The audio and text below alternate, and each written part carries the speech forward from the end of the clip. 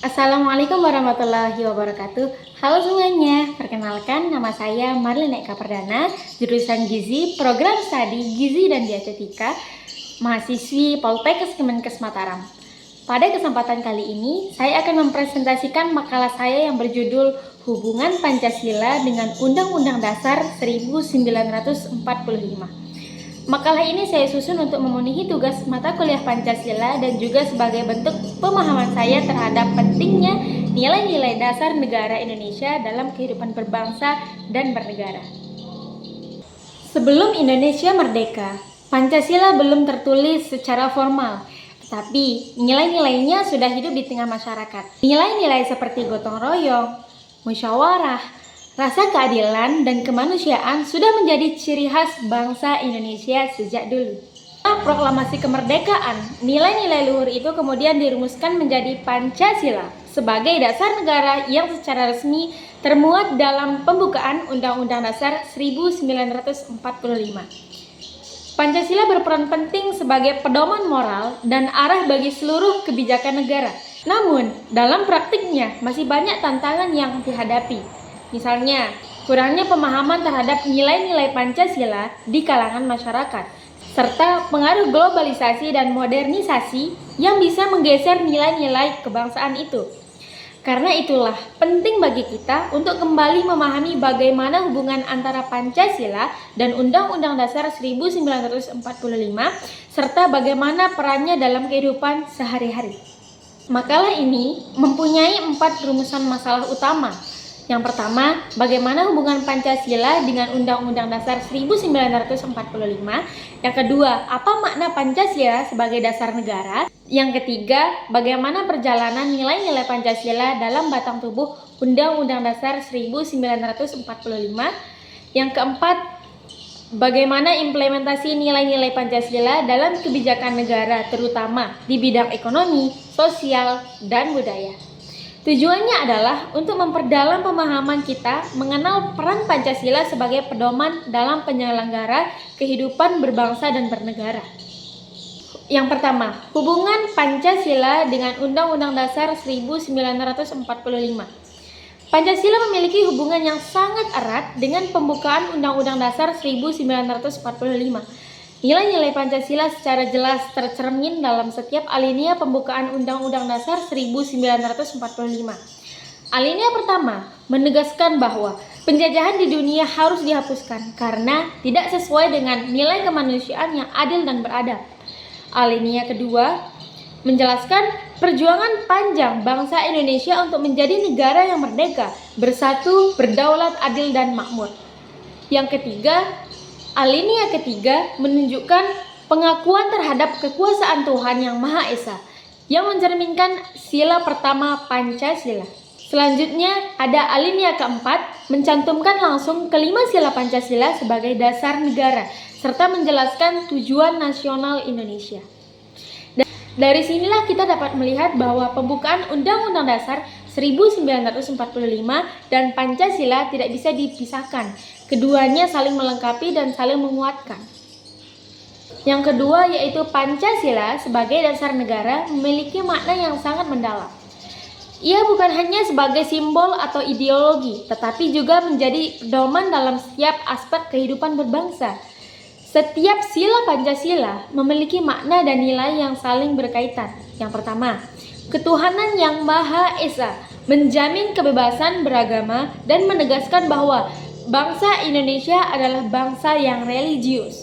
Yang kedua, kemanusiaan yang adil dan beradab.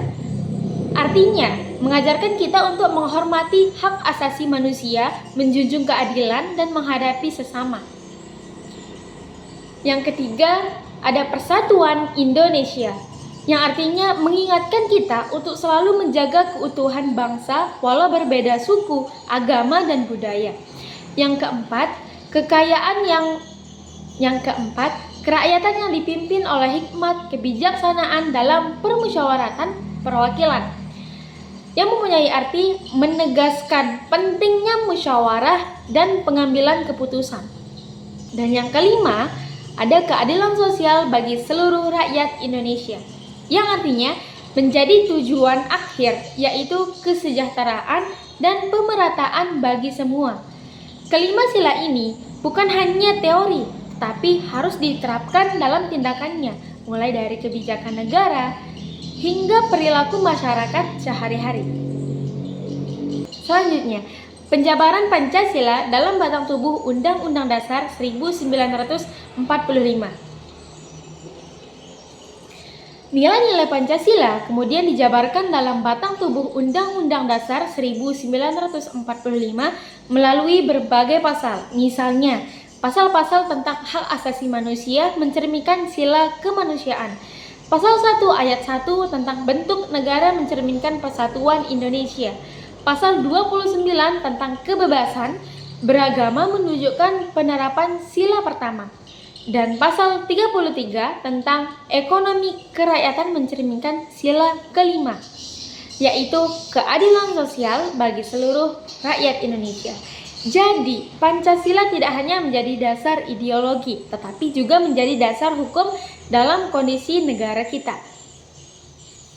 Selanjutnya, implementasi nilai-nilai Pancasila. Implementasi nilai-nilai Pancasila tampak dalam berbagai bidang kehidupan. Salah satunya bidang ekonomi. Kebijakan ekonomi Indonesia harus berlandaskan keadilan sosial.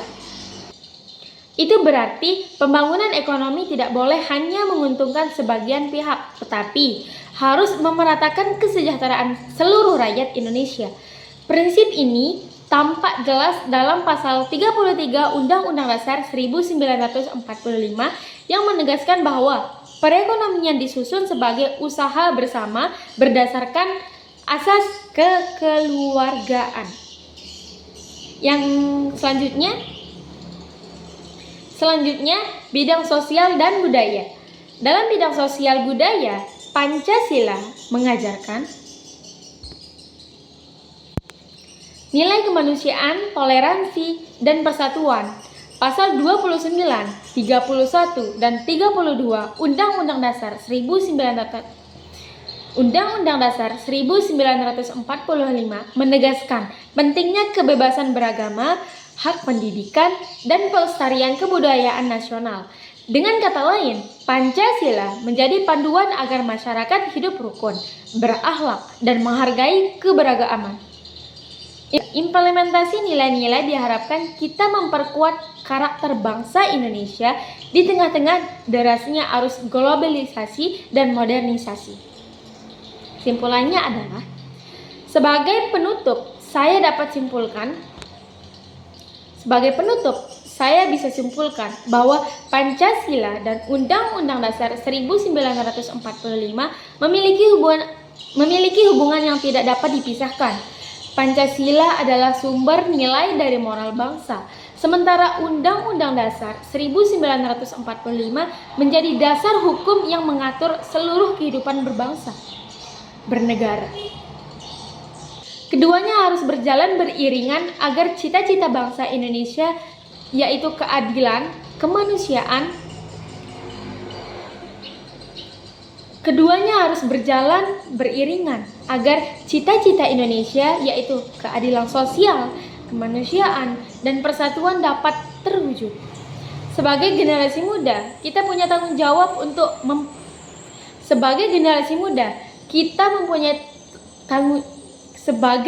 muda Indonesia, kita punya tanggung jawab untuk harus mempelajari, memahami, dan mengamalkan nilai-nilai Pancasila dalam kehidupan sehari-hari.